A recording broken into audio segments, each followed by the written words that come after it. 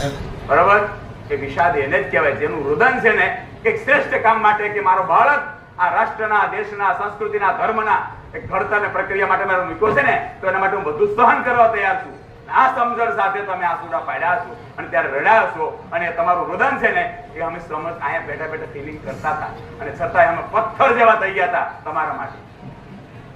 અને તમે ફોન ના કર્યા, તમે અમને ડિસ્ટર્બ ના કર્યા. અને કેટલા બધા વાલીઓ એવા છે કે જેને મને ફોન કરીને એવું કીધું કે ભરતભાઈ, અમારું બાળક તમને હેરાન નથી કરતો ને, તકલીફ નથી આપતો ને. ખરેખર જયારે આ વાત સાંભળીએ ને ત્યારે આપણને એમ થાય કે આ રામ રાજ્યની પરિકલ્પના કહેવાય કે આ મા બાપ જેને પોતાના બાળકની ફરિયાદ નહીં